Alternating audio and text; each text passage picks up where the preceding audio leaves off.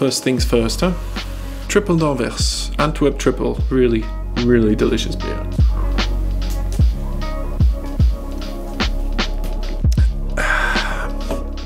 Okay. Hey everyone, Chris Eyre-Walker here. For those of you returning to the channel, great to have you back. For those of you who are new here, welcome. As mentioned, my name is Chris and I'm an adventure outdoor travel photographer and filmmaker. I'm part of the Olympus Visionary program and usually I spend most of my time on the road. And today, I'm showing you my cinema camera setup for 2021. But first, let's go back in time for a minute. Over the past several years, my focus has slowly shifted from photography to cinematography. While I still enjoy doing both, the more complex and therefore more creative process of creating moving images has fascinated me more and more since. And like so many others in the year that was 2020, I had to completely rethink the travel part of my job title a little. So I started shooting more local commercial work and collaborating more with local artists here in Belgium, where I'm based. So why am I telling you all this? Well, I'm a firm believer in story first. In other words, if there's no story, there's no reason for the gear. So rather than showing you what gear I use, I'd like to explain to you why I've chosen to use it, and of course talk about the gear. That way you can hopefully make a more informed decision for yourself too. Considering the choices and the amount of equipment and more importantly the price of the equipment that we get to use these days, I hope this helps you a little more than just telling you what it is that I use. So today I'd like to break down my current cinema camera setup with you by building it from the ground up. Like in the previous year, this setup will most likely be my workhorse for 2021, and after 2 years of spending countless hours, not unlike you probably right now, testing, upgrading, watching endless amounts of YouTube videos, refining my equipment, tweaking it, I finally reached a place where I can say that this setup really works for me for pretty much every occasion, every kind of project. It might not be perfect for you, it might not even be perfect for me, but at this stage, as it is right here, it's my bread and butter. So I hope you find the next few minutes of this video useful and or entertaining, and I'll leave all the links in the description below, so every piece of equipment that I mentioned in the video, you'll find there. If you happen to have any comments or questions, I look forward to reading them in the comments below, and I'll try and help out by replying to as many comments as possible. So let's get started, shall we? At the core of my setup sits the Blackmagic URSA Mini Pro 4.6K G2. I've been using this camera for 2 years now, well technically 1 year, and then the predecessor was the G1 for 1 year, and which I upgraded after 1 year to the G2. Why the URSA? Well, a big part of my early commercial work consisted of capturing wildlife footage for a client in Africa. I was looking for a cinema camera that could deliver the highest possible quality in a run and gun style setup. And to be honest with you, Garth de Bruno Austin, a fellow filmmaker based in Australia, but I think he's South African, initially with his video about the URSA camera convinced me that the G1 was the ideal tool for this kind of work. His run and gun documentary work with the URSA in Africa basically sold me. Most importantly, the incredible dynamic range, 16 stops or the 12 real stops, whatever it is, it's incredible. The beautiful look of the image that the sensor produces, the built-in NDs, the XLR ports, great resolution, the incredible frame rates for slow motion, and the Blackmagic RAW workflow, the CFast card slots. Overall, easy and fun to use handling of the cinema camera really convinced me, and still does, that the Blackmagic URSA cameras, the URSA Mini series, is the right tool for my kind of work. So simply put, the URSA Mini Pro is an all-in-one package that has all the necessary features and all the abilities built in to be a run-and-gun documentary camera, as well as a cinema camera that can be rigged out to be just about any commercial cinema camera job for any job imaginable. In theory, you can just add a lens, memory card, and battery, and you're good to go. No filters, no rigs, no rails, no accessories, monitors, recorders, cables. None of that is necessary to get the camera going. And initially, that is what the URSA is all about. It's a run and gun, put it on your shoulder kind of camera. But that's not what you're here for, right? So let's rig this baby up and see where we can take it. I use the Blackmagic Shoulder Kit. It's not perfect, but it does the trick. It has a VCT mount integrated, which means I can drop the entire rig onto a tripod and take it off again within seconds. It also serves as an attachment point for two 15mm rods, which then hold in place the matte box on the front end of the system. Now the shoulder kit is also the lowest part of my rig, meaning nothing protrudes below the shoulder rig. When I put the camera down, it stands firmly on the ground. Throughout this build of my URSA, you'll see me using bits and pieces to fit everything together. This is all from Smallrig. They're a Chinese company that makes all kinds of accessories for all kinds of cameras. And their stuff is well made, and it opens up possibilities to customize your camera beyond any LEGO enthusiast's dream. They offer so many options that I spend more time on their website wondering how to fit together the bits and pieces I want to order than actually using them. Good for them, maybe not so great for me. Anyway, I use the popular DZO Pictor zoom lenses. Initially, I came from a photography background, and I had to kind of work my way back to cinema lenses. Why do you ask back? Well, I was used to cameras controlling the lens, and by doing so, you're giving up control. You're letting the camera decide when, how fast or smooth the lens is being controlled. And for modern digital photography, that works well in most cases, as you're trying to nail the settings as fast as possible to freeze a moment in time, and it's perfect. For cinematography, I like to be in full control of every aspect of the image and hardware. Focus, aperture, and zoom are fully manual on these cinema lenses, and the need to slowly change or adjust precisely these elements demands for full manual control. For this, I invested in the DZO Pictor Zoom kit. They're an affordable set of two cinema lenses. You'll find them fairly well documented here on YouTube, so I'll save you the details.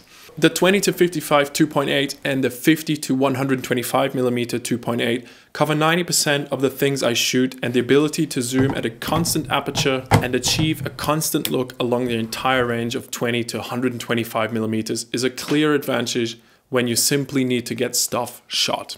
They are sharp, they're clean, they're well built, and for the longer end, for wildlife, for example, I use the Canon 100-400 f 4.5 to 6.3, and for wider and darker stuff, I use the Sigma 18-35 1.8 lens. This matte box serves as a filter holder, for example, the Pro Mist filters, as well as lens supports for longer, heavier cinema lenses. Now, because these are full manual cinema lenses, to control them, I recently added the Tilta Nucleus M Fizz Focus Iris Zoom system to the rig. It consists of 3 powerful motors that are controlled either by 2 grips or a control unit like I have right here. This is important to me as I find myself working more and more with assistant or even 2 assistants, and that gives me the opportunity to hand off a lot of the camera control to a second person, a first AC assistant camera. But more on that later on. The grips are perfect too. They allow for easy yet precise lens control without having to touch the lens. I can also stop recording from the grips, so once the camera is ready for shooting, all the settings are set, all the essential controls are within my fingertips reach. I've mounted the grips on either side of the camera and slightly offset as I like to shoot from the hip. I'm fairly tall, and with this I can get very stable and easy handheld shots when I'm shooting that way, which is, like I said, how I shoot most of my shots. The motors are attached on the top rails, which are mounted on the top handle quick release plate from Smallrig. This setup is the cleanest and most efficient way to add the motors to the setup, as they do not protrude to the bottom or either side of the camera setup and help keep the rig tidy and prevent me from accidentally knocking the motors, which then pushes unwanted pressure on towards the lens or lens mount. Towards the back of the camera, I use a double V-mount plate. This allows me to attach 2 hot swappable V-mount batteries at once, allowing for continuous shooting on longer jobs. Also, the shark fin has power managed D-tap ports for securely powering additional devices like my Tilta lens motors, my monitors, and wireless image transmitter. I usually try to avoid attaching accessories directly to the V-mounts so they can easily be swapped out when empty.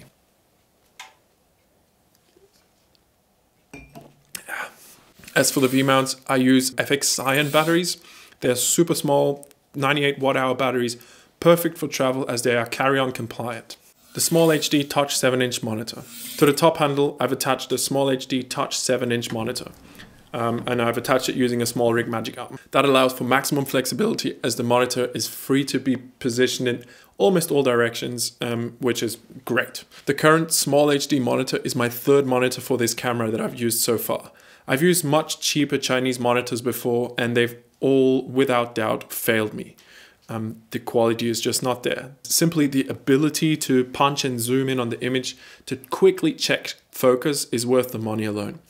It's not the perfect solution to check your focus, but it works well enough to do it on the fly. It works in any lighting condition, it's built like a tank, and unlike many cheaper monitors, the image on the monitor is very close to what the camera is actually producing. Trust me on this one, I've learned it the hard way.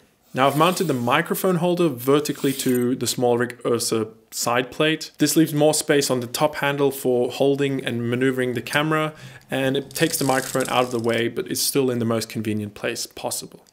I use the Deity V-Mic D3 Pro, and what I love most about this mic is the input gain knob at the end of the mic, so you can really quickly and precisely adjust your input levels on the microphone. I always have the microphone rigged, although when possible I try to use a sound recorder on location to get a second mic attached to the camera on the second XLR port, and they can then hold the camera with the microphone with a boom closer to the subject or the sound source to get a higher quality sound. Now great, having two XLR ports means I can actually record my sound directly from the camera as well as on the second position from an external sound recordist. But the sound is recorded straight into the video files and can be separated later on. The Hollyland COSMO 600. For further monitoring or first AC or director's monitor or client monitor, I've rigged the Hollyland COSMO 600 to the Smallrig URSA side plate as well. Again, it's out of the way in this place and it doesn't make the entire rig or the entire camera system too clumsy. I looked at the Teradek but found that the Hollyland is just as good and even better in some tests than the more expensive Teradek Bolt 500 system. So I went with the Chinese copy. It works significantly better than the cheaper versions of Hollyland that they have on offer, and there's barely any delay, making it possible to use this signal, the wireless image signal, for wireless focus pulling, even when shooting wildlife in hectic locations when things are going really fast, like in Africa, for example. To finish the entire rig off, I've condensed the cabling as much as possible. It's super important to me that I can power everything off one power source of the shark fin at the back. That way I don't have to travel with multiple batteries and chargers and so on and constantly have batteries go flat. I like having the one power solution. The SmallHD monitor, Tilta motors for fizz, and the wireless image transmitter are all powered through power cables that run from the D-tap source at the back. I love coiled cables as they are much cleaner to tuck away in the system in the rig, and anything that isn't coiled, I actually run through the coiled cable for an extra tidy setup. The weight, well, I'm not going to lie, this rig is heavy. It's about 10 kilos to be precise, and like I mentioned earlier, I've built it in a way that allows me to shoot it from the waist or the hip, and it's not perfect for every kind of shoot, but it works for me most of the time. As the shoulder plate is a VCT compatible kind of plate, I can mount the camera onto a tripod in an instant, and this tripod head also works on my slider.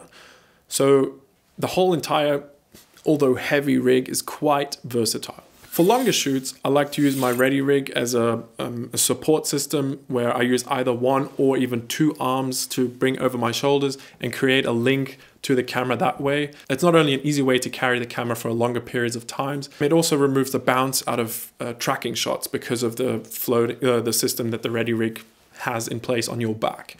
And it kind of gives it a floating kind of quality to the shot. It's not a gimbal shot, but it's a nice smooth kind of shot. Now, personally, I'm not a big fan of gimbals. I find they're overused these days and they're not always... The shot of a gimbal is exactly recognizable as what it is. It's a gimbal shot. The mechanical movements and the floating feel that a gimbal produces is difficult to justify in just about any story. They have their use, of course. I love using my Ronin in Africa with the URSA rigged up to shoot tracking shots of animals and wildlife running along the landscape as we are driving along and bouncing away. But that is a specific use and look not achievable in any other way. And for this, I will spend a good hour rigging and tweaking the whole system to make it work at 400 millimeters. With the Super 35 sensor, that's an almost 600 millimeter shot. For that, I'll rig it with the 100 to 400 millimeter Canon lens. Now, the one thing I haven't talked about much is the director's monitor. It has multiple functions. It serves as a client monitor, a director's monitor, as well as a focus pulling monitor, and it's not quite final yet where it is. I've used a similar setup like I have here in the past with clients, as well as for me for directing. This works really well for complex pre-planned shots, where, for example, handing off the control of the camera to a second person and leaving the camera operator with the sole task of framing the best possible shot is, in my opinion, the best and most secure way of nailing a difficult to get shot. If you want to see more details about this director's monitor, I might consider making another in-depth video about it. Just let me know in the comments below. That's it. We've completed the build of my cinema rig as it currently is. It's an ever-developing tool, of course, and I'm sure there will be changes, optimizations to it in the future. But I hope you enjoyed this in-depth look into my rig and that you found what you were looking for. And if you did, please consider liking the video, subscribing to the channel. If you have any questions or anything else you want to know, leave a comment down below, ask away in the comments below. I'll do my best to answer your questions and comments. And if anyone else has answers that I don't have, please help each other out. Let's build something interesting down there. Until then, thanks for tuning in. Thanks for watching the video, sticking with me until the end, and please subscribe and see you in the next one.